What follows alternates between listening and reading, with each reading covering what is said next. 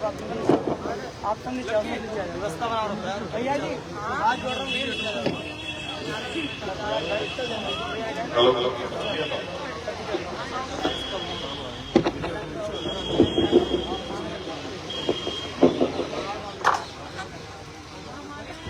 बहुत शुक्रिया, धन्यवाद संचालक महोदय। किरतपुर की ये बहुत ही बेहतरीन सरजमी, यहाँ उपस्थित किरतपुर के सभी सम्मानित क्षेत्रवासी, इस क्षेत्र के बहुत ही सम्मानित नेतागण, जिम्मेदार लोग, उपस्थित माए बहनें, नौजवान साथी, भाइयों बुजुर्गों, हमारी पार्टी के सभी सम्मानित नेता, विधानसभा, जिला, प्रदेश।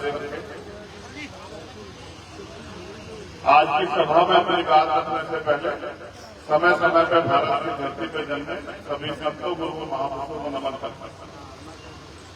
और अभी जब मैं सभा में आकर बैठा कि यहाँ बिल्कुल थोड़ी सी पीछे लगभग 100 मीटर ही रहा होगा, मैंने देखा कि बहुत सारे लोग मायूस बैठे हुए हैं। तो मैंने इनसे आते पूछा कि मुझे लगता है कि वहां पर तकलीफ हुई है। उन्होंने मुझसे कहा कि वहां एक इंतकाल हो गया है। और मैं ये समझता हूं कि अभी राजनीतिक लड़ाई ठीक है, मंच सभाएं ठीक है, लेकिन अगर हम किसी के दुख में शामिल नहीं हो सकते तो इसका मतलब हमारी इंसानियत मर गई। तो मैंने इनसे कहा कि चलो सभा जल्दी खत्म करते हैं। वो भी इसलिए कि आपने मेहनत करके, पैसा खर्च करके, अपना समय आपने दिया है, आप यहाँ बैठे, इसलिए कम बातों में सभा खत्म करेंगे, उनके बीच में चलेंगे और जो दुख है उनका बांटेंगे। बाकी मैं मानता हूं इज्जत, जिल्लत, मौत, जिंदगी, ये सब जिस कुदरत ने, ऊपर वाले ने जन्म दिया है उनके हाथ में, उसकी ज्यादा परवाह नहीं करता, बस कर्म करता। तो यहाँ पर सभी सभी साथियों का धन्यवाद, हमारे प्रशासन के लोग, पुलिस के लोगों का भी धन्यवाद। अब मेरे बारे में मुझसे पहले बहुत सारे हमारे सीनियर साथी अपनी बात रखते हुए कह रहे थे। ये सच है कि जब जुल्म, जाति, अत्याचार होता है, ना मैं सरकार देखता हूं, ना जाति देखता हूं, ना घर, ना प्रदेश देखता हूं, जहां भी किसी में जुल्म, जाति, अत्याचार होता है, मैं अपनी ड्यूटी अदा करने जाता हूं। और ये काम पिछले 10 साल से मैं हर दिन करता हूं। आप बहुत जागरूक लोग हैं। मुझे बताया गया अम्पाल जी द्वारा कि यहाँ पहले बहुत ताकत तैयार की गई। मेरे पास तो लोग बैठे, बहुत सम्मानित लोग हैं क्षेत्र के, यहाँ तमाम लोग मेहनत करते हैं। लेकिन आज हमारे प्रदेश और देश के हालात क्या हैं, ये मैं देखना चाहता हूं। हमारे प्रदेश और देश के हालात ये हैं कि अगर कोई अपनी सामाजिक, आर्थिक, धार्मिक आजादी पर कोई सवाल कर देता है तो सवाल करता बाद में, मुकदमा पहले लिखा जाता है। जो चोरी, लूटपाट करके, गरीबों का पैसा लूट के, किसानों की जमीन दबा के, कमजोरों की जमीन दबा के बैठे हैं, उन तक तो शायद कानून के हाथ सामने आते, लेकिन गरीब आदमी की गिरबान पर कानून का हाथ जल्दी चला जाता है। और आजकल न्यायपालिका द्वारा नहीं हो रहा, बुलडोजर द्वारा हो रहा। तमाम तरह से जो और कमजोरों को कमजोर बनाने का प्रयास किया जा रहा है।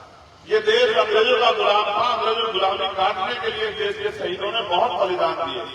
और कोई एक जाति धर्म के लोग नहीं थे, सभी जाति धर्म के लोग शामिल थे। सबने संघर्ष किया, तब जाकर आजादी आई। आजादी के साथ बहुत सारे लोगों के संबंध में सवाल थे कि आजादी तो आ गई है, लेकिन क्या इस मुल्क में हम सबको बराबरी का अधिकार मिलेगा? उस बराबरी के अधिकार के सपने को डॉक्टर बाबा साहब अम्बेडकर ने संविधान में तैयार किया और हर व्यक्ति को एहसास दिलाया कि इस मुल्क में आपकी बराबर की हिस्सेदारी है, आपके स्वाभिमान सम्मान की रक्षा होगी, आपको अवसर मिलेंगे, सामाजिक गैर बराबरी खत्म होगी, छुआछूत खत्म होगा, भाईचारा, तरक्की के रास्ते जुड़ेंगे, आपको अपने दीन की, धर्म की आजादी होगी, मुल्क आगे बढ़ेगा, तरक्की करेगा, दुनिया में नाम होगा। लेकिन हुआ ये, मैं इसमें दुश्मन की ताकत नहीं मानता, आपकी लापरवाही मानता हूं। आपने ऐसे लोगों को मौका दिया, ऐसे लोगों के साथ आप खड़े रहे कि उन्होंने ना अपना काम किया, ना आपका काम किया। आज मुल्क में हालात है, उत्तर प्रदेश हो या केंद्र की सरकार उनका बस चले तो वो आपसे अपनी रोजी रोटी का अधिकार में छीन ले। नए नए कानून बन रहे हैं, यहाँ ठेले लगेंगी, ये दुकान नहीं खुलेगी, ये नहीं होगा, वो नहीं होगा, ये ये सब चीजें इसलिए बन रही है क्योंकि वो आज आरएसएस के लोग सरकार में बैठ रहे हैं और सरकार में बैठ के सरकारी मशीन से गरीबों को सताने का काम कर रहे हैं। ना किसान खुशहाल है, ना मजदूर खुशहाल है, ना व्यापारी खुशहाल है, ना दलित पिछड़े मुसलमान खुशहाल है, ना ही महिलाएं सुरक्षित है। रोज ये हत्याएं हो रही है और हम जाए तो जाए कहां? जाते हैं थाना कचहरी में तो पुलिस के अधिकारी बेचारे करना भी चाहे तो सरकार के नेता का मंत्री का फोन आता है कि चुप रहो, जो हम कह रहे हैं करो। आज हालात ऐसे हैं, लोग बेबस है, लाचार है, नौजवान पढ़ लिख के बेरोजगार घूम रहा है, भर्ती आती नहीं है, घोटाले हो जाते हैं। कोई भर्ती आ जाए तो 69,000 शिक्षक भर्ती कर आरक्षण में घोटाले हो जाते हैं। और हालत तो ये है, ये भी नहीं पता जो आज पुलिस के लोग हमारे खड़े हैं कि इनकी नौकरी भी कितने दिन की है। आज ये भी नहीं पता कि कब सस्पेंड हो जाए या कोई नया नियम आके इनको भी बाहर कर दे। तमाम अधिकारी कर्मचारी सब लोग परेशान हैं और सब चाहते हैं कि मुक्ति मिले, मगर मुक्ति कैसे मिलेगी? जब वो सत्ता में बैठे हैं, सत्ता में बैठ के आपको फिर थोड़ा खिलाएंगे, सत्ता में बैठ के तो इंतजाम करेंगे। और मीडिया के लोग सुरक्षित नहीं है। कोई अगर मीडिया का साथी ईमानदार से पत्रकारिता करना चाहे तो उसको भी नहीं पता कि सामने से जेल में रहेगा, घर में रहेगा, उसको भी नहीं पता। कई पत्रकार अभी परसों एक पत्रकार पीटे गए और वो पत्रकार गुप्ता जी कोई थे बेचारे और वो वीडियो करके कह रहे थे कि एक पत्रकार को पीटे थे, मैंने वीडियो बनाई तो मेरा फोन तोड़ दिया और 4-5 अधिकारियों ने मुझे पीटने का काम किया। हालात ऐसे हैं, सब बेबस से लाचार है, सोचते हैं कि हो क्या। मगर मैं समझता हूं इससे बुरे बुरे समय देश में देखते हैं। एक ऐसा भी दौर था कि देश में अंग्रेजों के राज में बहुत आजादी नहीं थी, न पढ़ने की, न लिखने की, न आगे बढ़ने की। हमने तब भी संघर्ष किया, हम तब भी लड़े और इन हालातों से भी हम लोग निकल जाएंगे अगर हम बुनियादी फैसले समझदारी से करने लगे। आप मेरे बारे में जानते हैं, मैंने 16 महीने जेल काटी, कोई चोरी डाका डाल कर नहीं काटी, बस अपने लोगों के लिए लड़ रहा। और मैंने देश भर में कहीं भी, अगर आप मेरा काम उठा के गिनने लग जाओगे तो आपके दिन पूरे हो जाएंगे, लेकिन शायद आप मेरे आंदोलन ना पढ़ पाए। मैंने इतने आंदोलन मुल्क में किए। जब भी कहीं किसी के साथ अन्याय हो, चाहे 2 अप्रैल का अन्याय हो, चाहे उन्नाव की घटना हो, चाहे हाथरस की घटना हो, चाहे CA-NPR राशि का मामला हो, और मुझे बड़े दुख के साथ कहना पड़ा, जिनको नेता आपने बनाया, जिनको सींचा आपने, जिनको ताकत दिया आपने, जिन लोगों को आपके लिए आगे खड़ा होना चाहिए था, जिनको आपने जमीन से उठाकर सर पर उठाया, जब आपने मुसीबत आई आपकी आवाज उठाने वाला कोई नहीं था। आप समाज में देख रहे थे कोई आपकी आवाज उठा। एक ऐसा भी बनाया उत्तर प्रदेश में कि उत्तर प्रदेश के आज के मुख्यमंत्रियों में 2022 के पहले में उन्होंने कहा ऐलान करके कि मुसलमानों ने तो अपनी बेटियों को, अपनी बहनों को, अपनी पत्नियों को सड़क पर बिठा दिया, खूब घर में घुस कर रजाई में बैठे। ऐसा समझिए। और ऐसा कुछ भी देखा कि जब किसानों के साथ अन्याय हुआ लखीमपुर में, बीजेपी के एक नेता पे गाड़ियां चला देते हैं तो पुलिस के सहारे से सब लोग को जाने से रोक दिया जाता है। मैं वहां भी 7 घंटे मोटरसाइकिल चलाकर पहुंचा और मेरा प्रयास यही था कि जब कल मेरा सामना हो आप लोगों को तो मैं कम से कम आप लोगों को कह पाऊंगा कि जब आपके साथ कोई अन्याय हुआ तो चंद्रशेखर घर पर नहीं बैठे। जब दिल्ली में NPR NRC की लड़ाई हुई तो मुझे जबरन पकड़ के कानून व्यवस्था में मेरा भरोसा इसलिए टूटा कि मैं निर्देश होते हुए मुझे जेल भेज दिया गया, ये कहते हुए कि मैंने भड़काऊ भाषण दिया। 29 दिन में जेल में रहा, खूब लाठियां खाई, अन्याय सहा। उसके बाद आया तो मुझे कोर्ट ने ऑर्डर दिया कि आप दिल्ली में नहीं रहोगे, आपको दिल्ली छोड़ के जाना पड़ेगा उत्तर प्रदेश 24 घंटे के अंदर। ये हमारा मुल्क है, हम टैक्स देते हैं, हम अपनी जीवन लगाते हैं। किसान मजदूर लोग बिल्डिंग बनाने में अपनी मेहनत लगाते हैं, पसीना लगाते हैं। और जैसे आपने कहा कि आप दिल्ली नहीं रहोगे, दिल्ली देश की राजधानी है, मैं नहीं रहूंगा तो कौन रहेगा? मैं 24 घंटे अड़ा रहा दिल्ली में और ये ऐलान करके आया कि पूरे 5,000 साइन बाग बना के आपको आपके अन्याय के खिलाफ रोकने के इस लड़ाई को मजबूत करेंगे। और आया सबसे पहले घर नहीं गया, नेटोर गया, जहां सीधी गोलियां मारी गई। आप जानते हैं, देखो मैं पुलिस को इसको ज्यादा नहीं कहता, पुलिस सरकार की होती है। आज जिनकी सरकार उनके साथ में काम करके दलाली आ जाएगी, आपके साथ में काम करेंगे। मैं पुलिस को एडमिनिस्ट्रेशन को कुछ नहीं मानता, ये तो नौकर लोग हैं बेचारे, सरकार की नौकरी करते हैं, अपने बच्चे पालना है इनको, ये क्या कर सकते हैं इससे ज्यादा? ये अगर कुछ करना भी चाहे तो इनके हाथ बांधे हुए, इनसे मुझे कोई ज्यादा शिकायत नहीं है। मैं मानता हूं मैंने सरकारें भी देखी है। फिर मैं यहाँ से चला गया और देश भर में जहां भी अन्याय हुआ, यही आपके यहाँ बराबर में एक जिला पड़ता, वहां तबरेज में टंकी में मार दिया गया। 2 फुट की टंकी में कहते हैं कि उसने सुसाइड कर लिया। और उसके परिवार ने उनसे कहा कि भाई आप आ जाओ, उसकी लड़ाई लड़ने के लिए गया और उनका मुकदमा दर्ज करा पुलिस के खिलाफ, पुलिस के अधिकारियों के खिलाफ। जितनी मेरे अंदर हिम्मत थी, चाहे नासिर जुनैद की हत्या हो, चाहे यहाँ इंद्रशेखर के साथ अभी हत्या हो गई, एक मिस्त्री को मार दिया गया, जितनी मेरे अंदर हिम्मत है और जहां जहां यही बिजनौर में एक बेटी के साथ रेलवे स्टेशन के पास अन्याय हुआ, जहां मेरे अंदर हिम्मत में मैं गया और लड़ा। लेकिन अब मुझे ऐसा लगता है कि ये लोकतंत्र है, सड़कों पर आवाज उठाता है, मीडिया जितना छाप सकते छाप देती है, लेकिन जिनको जवाब देना है वो जवाब नहीं देते, क्योंकि सड़क पटल नहीं है।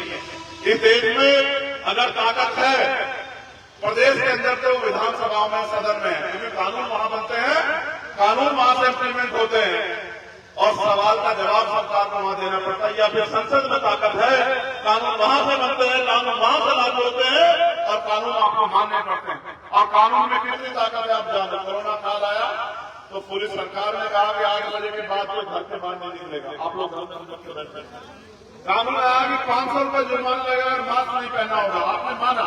कानून यहाँ नहीं बनते, कानून सरकारें बनाती है। इसलिए मैं अपने लोगों को समझाने के लिए निकला हूँ। आपके पास नगीना जो पार्लियामेंट है, ये 3 चुनाव यहाँ होंगे नगीना पार्लियामेंट, और मीडिया के साथ भी यहाँ, और पता नहीं आप किस तरह लिखेंगे मैं नहीं जानता। पहला परिणाम यहाँ समाजवादी पार्टी में यशवीर सिंह बने हैं। कितना काम किया है आपके क्षेत्र में आप कर जानते हैं, और आपके लिए क्या किया है ये आप जानते हैं। कभी आपने पूछा तो मुझे बताना।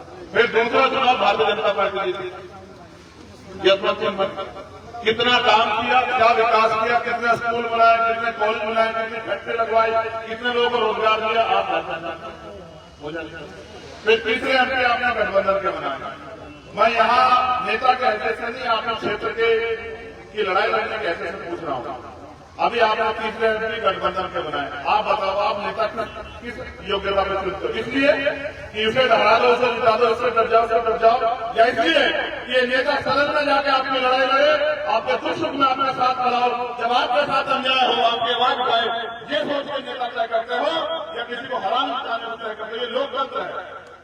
किसी को हराना जिताना बंद करो, अपनी ताकत बनाना शुरू करो। अगर आपको ताकत नहीं होगी तो जुर्म जाति अन्यायकार होंगे। और मैं जिनको गुरु माता मान्यवर काशीराम साहब वो कहते थे कि लोकतंत्र में जिनके पास ताकत नहीं होती उनकी बहन बेटे का अपमान भी होता है, उनके साथ जुर्म जाति भी होती है और उनके हाथ ऐसे फैले हुए होते हैं। सरकार राशन देके आपके वोट को लूट रही है। ये वोट बाबा साहब अम्बेडकर की 4 बच्चों कुर्बानियों से मिला है। अगर वास्तविकता में आप चाहते हैं देश में आजादी रहे, सामाजिक, धार्मिक, आर्थिक आजादी रहे और आने वाले कल में राजनीतिक आजादी रहे, आपके यहाँ से एमपी मेरे बने, प्रधान सरपंच बने, बीडीसी मेंबर, जिला पंचायत आपके यहाँ चुनाव हो नगर पालिका के, तो फिर आपको ये लोग जो आपके वोट लेके काम नहीं करते, आप इनको टक्कर आपको देनी पड़ेगी। अगर आप इनको टक्कर नहीं दोगे तो फिर आप अपनी समस्याओं के जिम्मेदार खुद रहेंगे। और मेरे लोग तो जिनमें मैं पैदा हुआ, जो मेरी माए बहने बैठे तो कितनी ठगी गई है बेहतर जानते हैं। चुनाव के बाद तो उनकी बच्चे में कोई पैरा नहीं आता। अभी बीजेपी के लोग, तमाम पार्टी लोग निकलेंगे, कहेंगे खाना खाएंगे, ये करेंगे। ये वोट हमें खाना खिलाने की नहीं मिली। जो अधिकार हमें नहीं थे संविधान से पहले, उन अधिकारों को लागू कराने के लिए वोट की ताकत मिलेगी। अपनी ताकत को मजलूम, पिटे हुए, सताए हुए, गरीब, कमजोर इकट्ठे हो जाए महिलाएं और ताकत बना के अपनी लड़ाई लड़ें। और मैं आपसे कहना चाहता हूं, आज हालात ये है, कोई पैसे वाला राजनीति नहीं कर सकता, कोई व्यापारी राजनीति नहीं कर सकता। जिसके पास पैसा है, सीबीआई, ईडी, इनकम टैक्स वाले सुबह उसकी गर्दन पकड़कर शाम के टाइम भारतीय जनता पार्टी। आज तो मैंने ये भी देखा, अपना विष्णु हो रहा था, मैंने देखा बहुत सारे मुस्लिम समाज के लोग बेचारे बीजेपी का झंडा लगा सकते। मैंने रात में क्यों घूम रहे तो कहा थोड़ा व्यापार करते बंद हो जाएगा, नहीं लगाएंगे। तो ये हालत हो गई कि डरा के, धमका के, लूट के, बेबस करके राजनीति की जा रही है। ये लोकतंत्र नहीं हो सकता है। इसलिए मैं आपको कहना चाहता हूं, अगर आप चाहते हैं यहाँ आपके बच्चों को अच्छी शिक्षा मिले, आपके स्कूल कॉलेज बंद ना हो, अच्छे अस्पताल बने, उनमें आपके लिए इलाज की व्यवस्था हो, नौजवानों के लिए नौकरी की व्यवस्था हो, रोजगार की व्यवस्था हो, लोन मिले, लोगों को काम करने का अवसर हो, और तमाम तरह से जो अपनी राजनीतिक ताकत बढ़ाने के लिए जो अन्याय किया जा रहा है, पे, मुसलमानों पे, दलितों पे, पिछड़ों पे, आदिवासियों पे ये बंद, सिखों पे, जैन पे, बुद्धिस्टों पे कहाँ जाती है? कोई बुद्धिस्ट व्यक्ति कोई तो कार्यक्रम करके दिखाए, परमिशन लेनी पड़ेगी। और कब पुलिस के लोग आके किसी के इशारे में नेता करके महापुरुषों को तस्करे फैलते पता ही नहीं। अगर कोई मुसलमान काम का कोई अपना धार्मिक आयोजन करना चाहे कर ही नहीं सकता है, कोई सिख और जैन करना चाहे कर ही नहीं सकता है। जैन समाज के लोग जितने भी काम करते हैं सब पर भाजपा के लोगों ने कब्जा कर लिया। उनका एक मकसद ये है कि जैसे ईस्ट इंडिया कंपनी ने देश को गुलाम बनाया था, वो चाहते हैं कि अडानी अंबानी देश के सारे बिजनेस पे कब्जा कर ले और वो व्यापारी हिंदू मुसलमान कोई भी हो वो सब उनके अधीन हो जाए। ऐसा बन जाएगा मुल्क कि आपको रोजी रोटी के लिए भी, आपको पीने के लिए पानी और दूध के लिए भी अधीन होना पड़ेगा अडानी अंबानी के। और अडानी अंबानी के अधीन होने से अच्छा है कि हम ऐसे लड़े जैसे इस मुल्क को बचाने के लिए इस देश के क्रांतिकारी लड़े। और अगर हमने ठान लिया कि हम लड़ेंगे तो हमें कोई रोक नहीं सकता है। लोकतंत्र में बहुत शक्ति है। जिस सत्ता के दम पे आप लोग हाल पीछे हैं कि देश को कमजोर कर रहे हैं, वो सत्ता हम इनसे छीन लेंगे। एक ऐसा प्रेम भाईचारा गठजोड़ हम यहाँ पे बनाने का काम करेंगे नगीना से, जिसकी ताकत, जिसकी हिम्मत, जिसकी ऊर्जा, जिसकी उम्मीद पूरे प्रदेश में जाएगी और पूरे प्रदेश से हम लोग इसको खदेड़ने का काम करेंगे। इसलिए मैं आपसे कहना चाहता हूं, अब तक आपने मुझे सड़क पर ताकत दी, आप हमेशा मेरे साथ खड़े रहे, आपने मेरा हौसला नहीं गिरने दिया, आपने हमेशा एहसास किया कि चंद्रशेखर कमजोर नहीं है, चंद्रशेखर ताकत है। मैं इस बार पहली बार आपके बीच आया हूं कि आप मुझे वोट की ताकत भी देते। अगर आपने मुझे वोट की ताकत दी तो मैं वचन देकर कहता हूं संकल्प के साथ सिर्फ के ऐतिहासिक धरती पे कि कभी आपको किसी नेता की जरूरत नहीं पड़ेगी। चंद्रशेखर आजाद बेटा बनकर यहाँ काम करेगा इस क्षेत्र के लिए और आपके स्वाभिमान सम्मान की लड़ाई लड़ेगा, आपके बच्चों के अधिकारों की लड़ाई लड़ेगा। और कोशिश ये करेगा, क्योंकि मैं पढ़ा लिखा वकील हूं, मैंने सरकारें देखी है कि इस क्षेत्र में विकास के अवसर और रोजगार के अवसर तैयार हों। इस क्षेत्र में जो जुर्म जाति नेता लोगों को डरा के कर रहे हैं वो बंद हो जाए, आपकी आवाज बढ़े और जहां भी आपकी आवाज उठे और संसद में भी आपकी आवाज उठे और आपके क्षेत्रों में काम हो, लोगों को मजबूर होकर आपके लिए काम कराने पड़े। इसलिए मैं आपसे अपील करता हूं कि नगीना में आप मेरी मदद कराएं और मुझे लड़ाई में लड़ने का मौका दें। अगर आपने हौसला मुझे दिया तो मैं लिख के देता हूं कि आने वाला कल नगीना का नहीं, इस क्षेत्र का वो बहुत मजबूत होगा और यहाँ हम लोग आजादी के साथ अपनी बात को आगे बढ़ा पाएंगे। बहुत बहुत धन्यवाद।